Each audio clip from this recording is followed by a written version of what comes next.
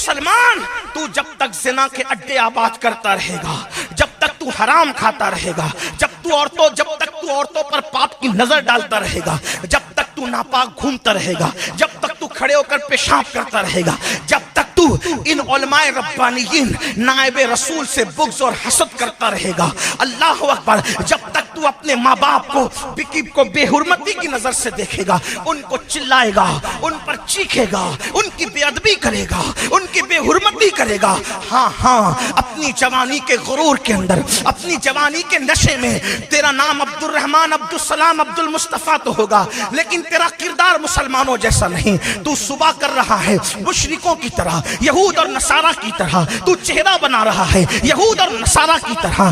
تیرا حال یہ ہے کہ تجھے فلم میں بیٹھنے کے لیے 3 گھنٹے تھکن نہیں ہوتی، لیکن 10 منٹ تو مسجد میں نہیں بیٹھ سکتا۔ ہاں تیرا حال یہ ہے کہ تیرے گھر کی بیٹی مشرکوں کی، یہود اور نصارہ کی بیٹیوں کی طرح بازاروں میں بے پردہ گھوم رہی ہے، تیرے گھر کی شادیوں میں ڈی جے بج رہا ہے، تیرے گھر کے آنگن کے اندر ڈھول بج رہا ہے، تیرے کانوں میں ایئر فون لگا ہے، اور تو پوری رات کبھی فلم دیکھ رہا ہے، کبھی گانے سن رہا ہے، کبھی گندی فلم دیکھ رہا ہے، کبھی ننگا ناچ دیکھ رہا ہے۔ اللہ کی مدد کب آئے گی؟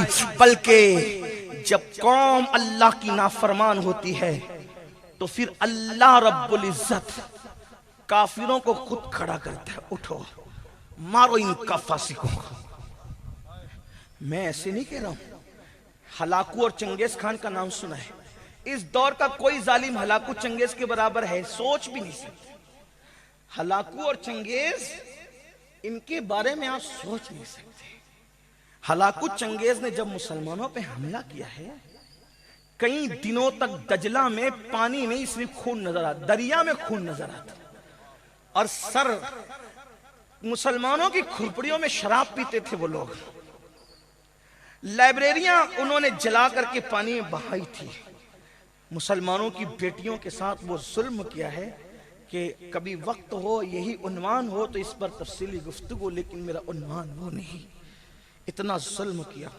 ایک بزرگ، ایک ولی کہتے ہیں کہ جب ان کی فوج چلتی تھی تو ایسا لگتا ہے فوج نہیں چل رہی ہے، جیسے سیلاب آ رہا ہے، سروں کا ایک سیلاب ہے۔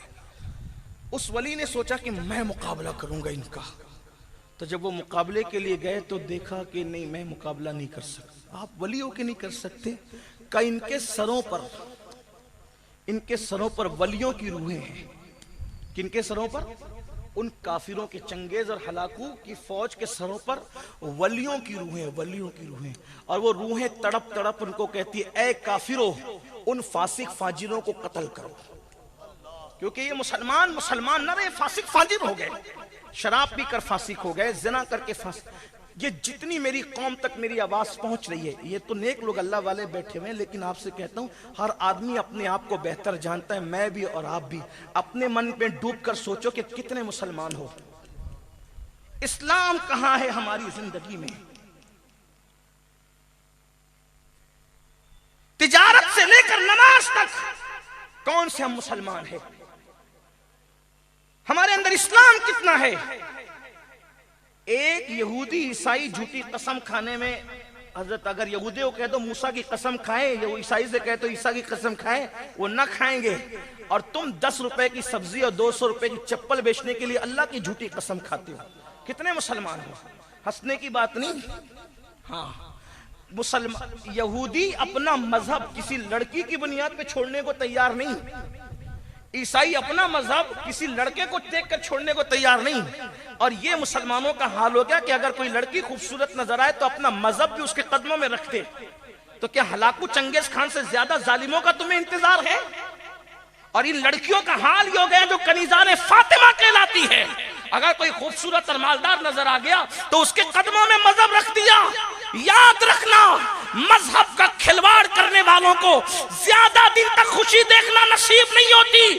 اگر کوئی بیٹی کسی خوبصورت اور مالدار کے چرنوں میں مذہب کی قربانی اور بلی دے رہی ہے تو ایک دن اس پر وہ آئے گا کہ وہ چھوڑ کر کے بھاگے گا، اور پھر مذہب اسلام بھی اس کو پناہ نہیں دے گا، اور وہ در در بھیک مانگنے پہ مجبور ہو جائے گی، عبرت کی موت مرنے پہ مجبور ہو جائے گی۔ اور ایسا ہی ان لڑکوں کا حال ہے جو حسن پر، جو دولت پر، جو طاقت پر، ان کے قدموں میں آج اپنا مذہب قربان قربان کرنے ہیں. نادان، ایمان اور اسلام اس دولت کا نام ہے. اگر علی اکبر جیسا بیٹا لٹا کر کے اس کو بچا لیا جائے تو بھی سستا ہے، اس لیے کہ اسلام کے برابر کوئی چیز ہو ہی نہیں سکتی. یہ ہم نے کربلا سے سیکھا ہے، یہ ہم نے کربلا سے سیکھا. 6 مہینے کا معصوم لٹا کر اگر دین بچا لیا جائے تو بھی سستا، اس کی قیمت نہیں ہے، اس کو دین کہتے.